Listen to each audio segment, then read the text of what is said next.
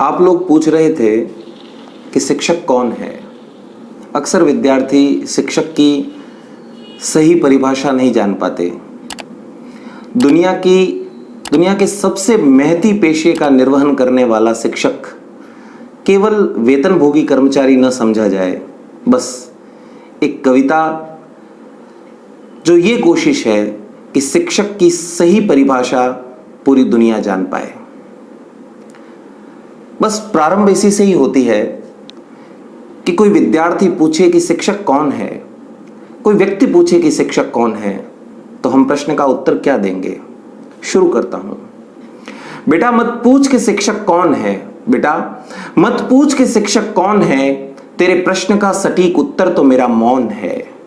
बेटा मत पूछ कि शिक्षक कौन है, तेरे प्रश्न का सटीक उत्तर तो मेरा मौन है। शिक्षक न पद है, न पेशा है, न व्यवसाय है। शिक्षक न पद है, न पेशा है, न व्यवसाय है, ना ही गृहस्थी चलाने वाली कोई आय है। शिक्षक सभी धर्मों से ऊंचा धर्म है, गीता में उपदेशित मां फलेषु वाला कर्म है।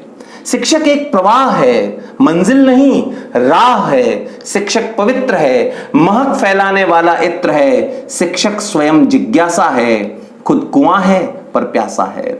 शिक्षक स्वयं जिज्ञासा है, खुद कुआं है, पूरी दुनिया को ज्ञान का जल पिलाने वाला, पूरी दुनिया को ज्ञान का अमृत बांटने वाला, स्वयं ज्ञान के लिए निरंतर पिपासु रहता है।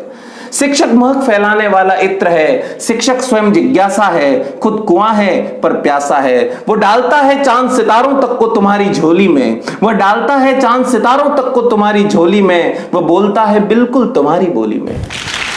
वो डालता है चांद सितारों तक को तुम्हारी झोली में, वो बोलता है बिल्कुल तुम्हारी बोली में। कभी मित्र कभी माँ तो कभी पिता का हाथ है, कभी मित्र कभी माँ तो कभी पिता का हाथ है। साथ ना रहते हुए भी ताउम्र का साथ है।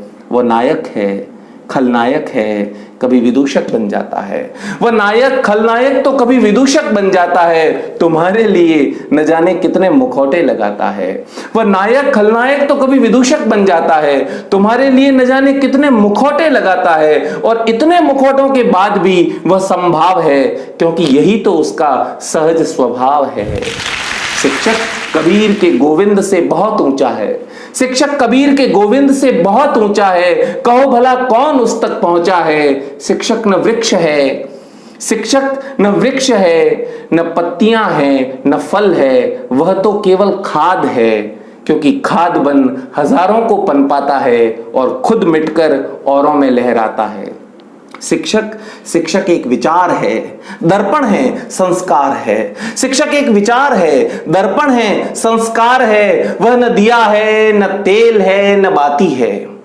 वह न दिया है, न बाती है, न रोशनी है। वह न दिया है, न बाती है, न रोशनी है। वह तो स्निग्ध तेल है, क्योंकि उसी पर दीपक का सारा खेल है, क्योंकि उसी पर दीपक का सारा खेल है। शिक्षक तुम हो, शिक्षक तुम हो, तुम्हारे भीतर की प्रत्येक अभिव्यक्ति है। कैसे कह सकते हो कि वह केवल एक व्यक्ति है। शिक्षक तुम हो, तुम्हारे भीतर की प्रत्येक अभिव्यक्ति है। कैसे कह सकते हो कि वह केवल एक व्यक्ति है। शिक्षक चाणक्य सांदीपनी तो कभी विश्वामित्र है। शिक्षक चाणक्य सांदीपनी तो कभी विश्वामित्र है। गुरु और शिष्य की प्रवाही परंपरा का चित्र है। गुरु और शिष्य की प्रवाही परंपरा का चित्र है। शिक्षक भाषा का मर्म है।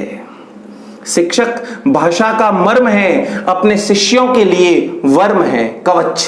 शिक्षक भाषा का मर्म है, अपने शिष्यों के लिए वर्म है, साक्षी है, साक्ष्य है, चिर अन्वेषित लक्ष्य है। शिक्षक अनुभूत सत्य है।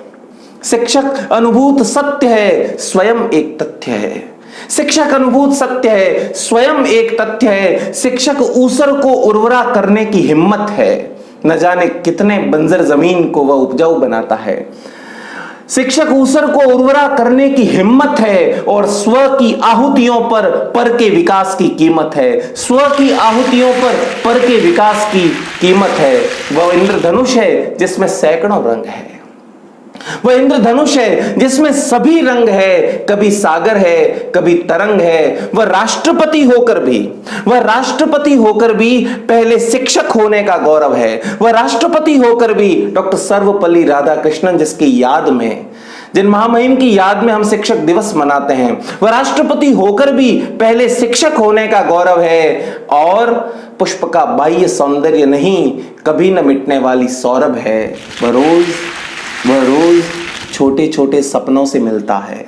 वह रोज छोटे छोटे सपनों से मिलता है, उनके बहाने स्वयं खिलता है। वह रोज छोटे छोटे सपनों से मिलता है, उनके बहाने स्वयं खिलता है। शिक्षक भोजन पकाता है। आज का चित्र देखिए विद्यालयों का। शिक्षक भोजन पकाता है, झाड़ू निकालता है, दूध और फल लाता है। शिक्षक भोजन पकाता है, झाड़ू निकालता है, दूध और फल लाता है। इसके बावजूद अपनी मुख्य भूमिका को बखूबी निभाता है। हाँ, अगर ढूंढोगे तो उसमें बहुत कमियां नजर आएंगी। तुम्हारे आसपास जैसी ही कोई सूरत नजर आएंगी। पर यकीन मानो जब वह अपनी भूमिका में होता है, तो जमीन का होकर भी आसमान सा होता है। पर यकीन मानो जब वह अपनी भूमिका में होता है, तो जमीन का होकर भी आसमान सा होता है। अगर चाहते हो उसे जानना, ठीक ठीक पहचानना, तो सारे पूर्वाग्रहों को मिट्टी में गाड़ दो। अपने आस्तीन पे लगी अहम की रेत झाड़ दो। फाड़ दो वे पन्ने जिनमें बेतुकी शिकायतें हैं। उखाड़ दो वे जड़ें जिनमें छुपे निजी फायदे हैं। फिर वह धीरे धीरे स्वतः समझ आने लगेगा। अपने सत्य स्वरूप के साथ तुम में समाने लगेगा। जय हिंद, जय भारत, वंदे मातरम।